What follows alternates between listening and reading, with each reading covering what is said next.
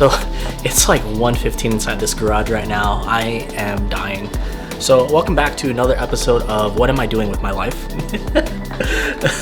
So the past couple months have been super busy, not only with my day job, but also photography, and AX just happened.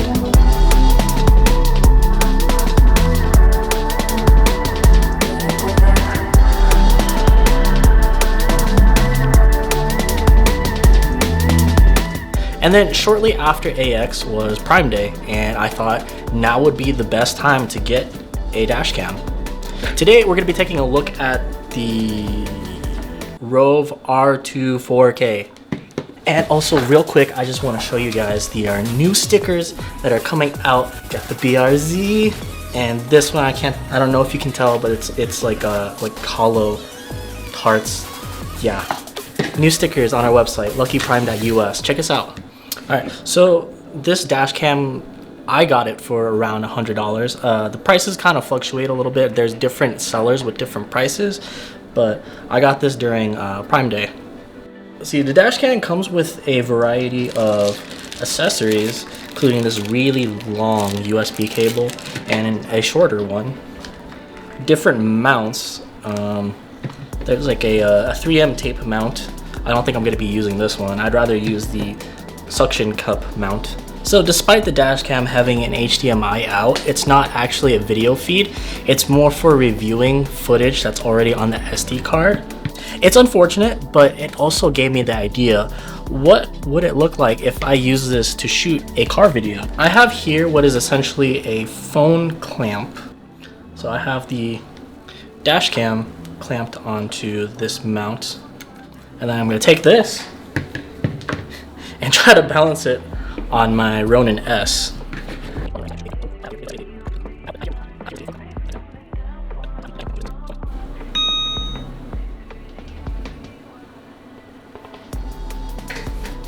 Ooh, check that out. Alright, so now that I have this mounted, let's go shoot a car with it.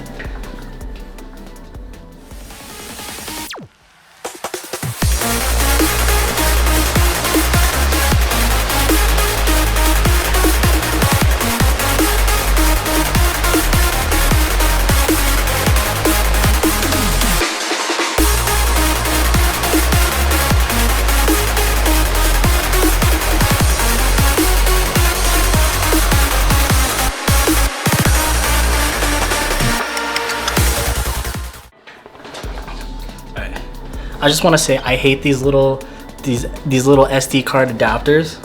Just taking the stupid SD card out is a pain. So I just got back doing some tests outside. It is very hot, extremely hot. I think Vegas, we have a heat wave going on right now for like the last month. All right, let's take a look at this footage. All right, so the clips are heavily distorted. That's for the wide angle, which is a good thing for a dash cam. The image quality is pretty clear, but at the same time there is a lot of artifacting. I mean, what do you expect? So a lot of these clips I shot them at 720p just because when you drop it down to 720p, you're able to shoot at 120 FPS. Now, is it actually 120? I'm not entirely sure yet.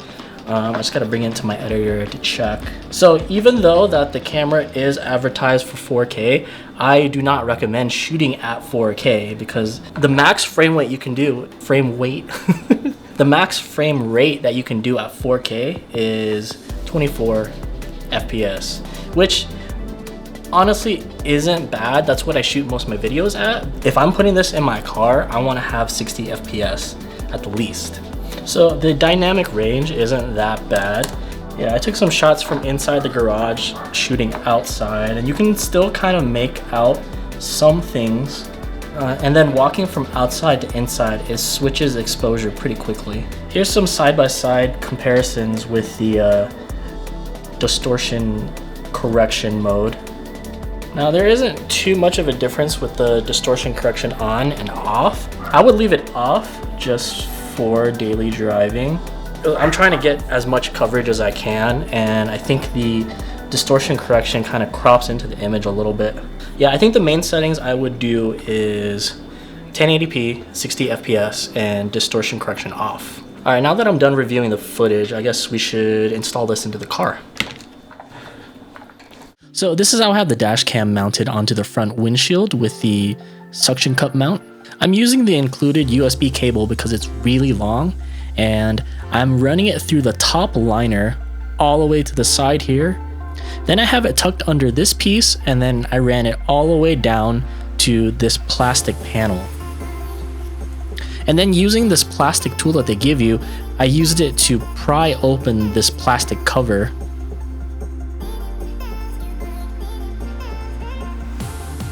And this should lead into your glove box, and conveniently there is a cigarette lighter port in the back. So I already have installed an adapter or a splitter, whatever you want to call it. I just plugged the USB cable onto the side of this, and this is what I also use to power my car charger. So reviewing the dash cam footage, the angle is pretty wide and there's a lot of coverage. The speed at the bottom is 99% accurate. Going 50 miles per hour. It's only when you change speeds, it takes a second to adjust. It picks up audio pretty well from the inside the cabin and outside with the windows rolled down. Chocolate smoothie, what can I get for you? Yes, can I get the Bahama Mama? Okay. And that's all. License plates and signs are really only legible up close. Once there's a bit of distance, it starts to become really hard to tell.